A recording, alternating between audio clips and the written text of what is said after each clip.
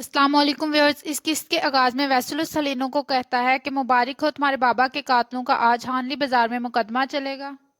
Helena کہتی ہے کہ میں بھی وہاں جانا چاہتی ہوں، قاتلوں کے منہ پر تھوکنا چاہوں گی میں ان کو اپنی آنکھوں کے سامنے سزا یافتہ ہوتا دیکھوں گی۔ ویسلوس کہتا ہے یہ تمہارا حق ہے اور میں تمہیں ضرور لے کر چلوں گا۔ آگے کہانی کی طرف بڑھنے سے پہلے میرا چینل سبسکرائب کر دیجیے گا تاکہ آگے والے ایپیسوڈز کے بارے میں آپ جان سکیں۔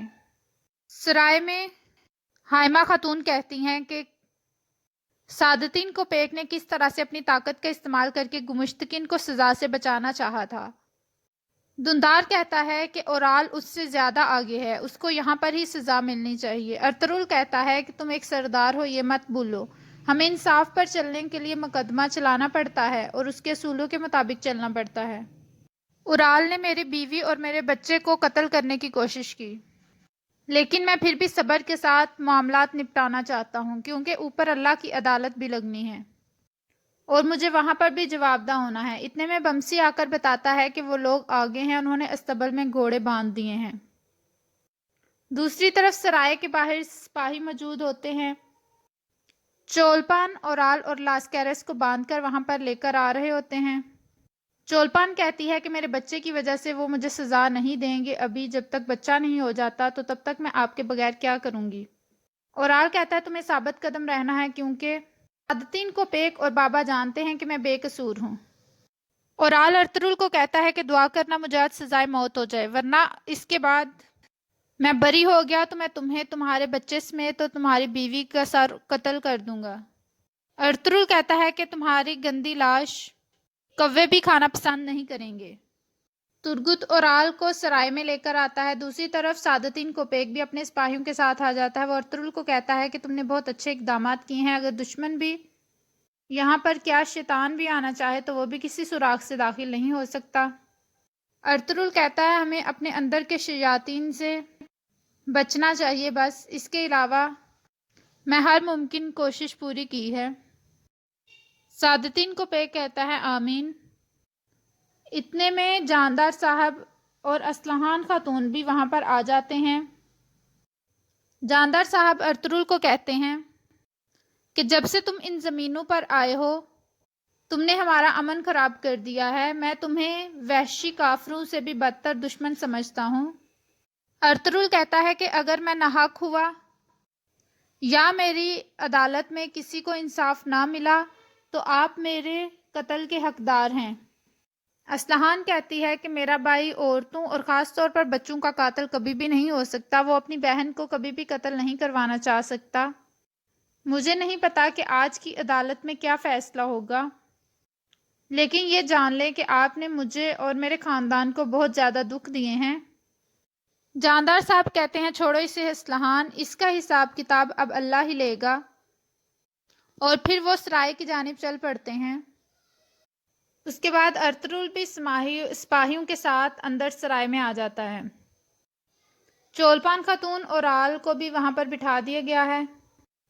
ہلینا اور ویسلوس بھی آ گئے ہیں۔ آرتک صاحب کہتے ہیں کہ مجھے ایسا لگ رہا ہے سعادتین کو پیک اور ویسلوس کوئی چال چل رہے ہیں۔ اتنے میں سعادتین کو پیک آ جاتا ہے، سب کھڑے ہو جاتے ہیں اور وہ کہتا ہے کہ برائے مہربانی تشریف رکھیں، اور پھر کہتا ہے آج کا جو مقدمہ ہے وہ دو قبیلوں کے مابین نہیں ہے بلکہ دو ریاستوں کے درمیان دشمنی کی وجہ بن سکتا ہے۔ سعادتین کو پیک ابھی قاضی والی ٹوپی پہننے لگتا ہے کہ اتنے میں ایک آدمی آتا ہے اور وہ کہتا ہے کہ مجھے سلطان علاؤدین کی طرف سے اس عدالت کا قاضی بنا کر بھیجا گیا ہے۔ سعادتین کو پیک، ویسلوس اور جاندار صاحب پریشان ہو جاتے ہیں۔ وہ سعادتین کو پیک کو سلطان علاؤدین کا فرمان دکھاتا ہے اور پھر سعادتین کو پیک اپنی ٹوپی دے دیتا ہے۔ اتنے میں سپاہی لاسکیرس کو لے کر آ جاتے ہیں۔ ہلینا کہتی ہے کہ تم قاتل ہو اور تمہیں اس کی دردناک سزا ملنی چاہیے۔ ارطغرل وہ تیر پیش کرتا ہے جو کہ گورنر کو لگا تھا اور اس کے علاوہ وہ لاسکیرس کے خیمے سے ملے تھے۔ قاضی لاسکیرس سے پوچھتا ہے کہ یہ سچ ہے؟ وہ کہتا ہے جی میں نے گورنر کو قتل کیا ہے، لیکن مجھے حکم دینے والا اورال تھا۔ ہلینا یہ سن کر چلانے لگتی ہے اور کہتی ہے تم سب قاتل ہو، تم لوگوں نے میرے بابا کو بے دردی سے قتل کر دیا۔ وہ وہاں سے اٹھ کر چلی جاتی ہے۔ بمسی اس کے پیچھے جاتا ہے۔ اورال کہتا ہے یہ قاتل ہوگا لیکن میں نے اس کو حکم نہیں دیا، یہ مجھے پھنسا رہا ہے۔ ارطغرل بتاتا ہے کہ انہوں نے حلیمہ اور میرے بچے کو قتل کرنے کی کوشش کی ہے، اس کے علاوہ میرے سپاہیوں کو مارا ہے۔ ترگت بتاتا ہے کہ ہم نے سیمون کو پکڑا تھا لیکن وہ بتانے ہی والا تھا اس کے بارے میں سب کچھ اور اس نے اس کو مار دیا۔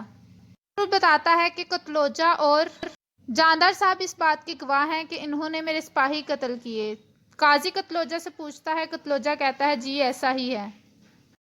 اورال کہتا ہے کہ توختامش کا قتل میں نے نہیں کیا، یہ سب کچھ سیمون نے کیا ہے اور میں نے اس کو قتل کر دیا تھا۔ اس کو قتل کر کے میں نے توختامش اور ارطغرل صاحب کا بدلہ لیا، لیکن وہ مجھے ہی اس بات کا ذمہ دار ٹھہرا رہا ہے۔ میں اور میری بیوی نے کچھ نہیں کیا۔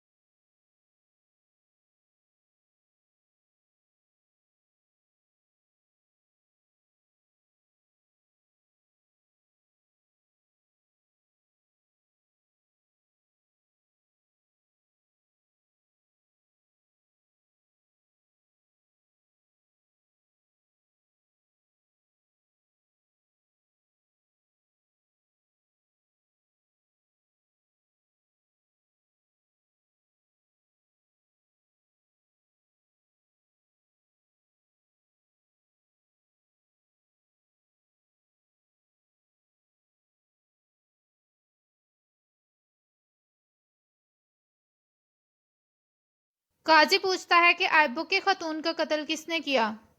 قتلوجہ اور آلیار بتاتے ہیں کہ ہمیں اس پر شک ہوا، اس نے یقیناً چولپان خاتون کو بتایا اور اگلے ہی دن ہمیں اس کی لاش ملی۔ قاضی جاندار صاحب سے کہتا ہے آپ کچھ کہنا چاہتے ہیں؟ وہ کہتا ہے کہ اس نے ارطغرل کے سپاہیوں کو مارا تھا لیکن میں نے اس کا بدلہ لے لیا ہے، اس کے علاوہ میرے بیٹے کو عزائم کے طور پر ارطغرل استعمال کر رہا ہے۔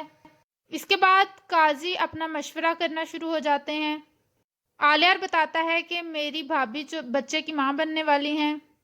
اس کے بعد قاضی لاسکیرس سے پوچھتا ہے کہ تم آخری بات کیا کہنا چاہتے ہو؟ وہ کہتا ہے کہ میں ہلینا سے معافی مانگنا چاہتا ہوں۔ لاسکیرس کو سزائے موت ہو جاتی ہے اور چولپان خاتون کی طرف سے کہتے ہیں کہ ثبوت ناکافی ہونے کی وجہ سے ان کو بری کیا جاتا ہے اور اورال کو بھی سزائے موت دی جائے گی ہانلی بازار میں۔ اور پھر یہ سن کر جاندار صاحب کو کچھ ہو جاتا ہے اور وہ بے ہوش ہو جاتے ہیں، اور یہاں پر اس قسط کا اختتام ہوتا ہے۔ ویڈیو پسند آئے تو لائک کریے گا، کمنٹ کر کے بتائیے گا کیسی لگی ایپیسوڈ۔ تھینک یو، اللہ حافظ۔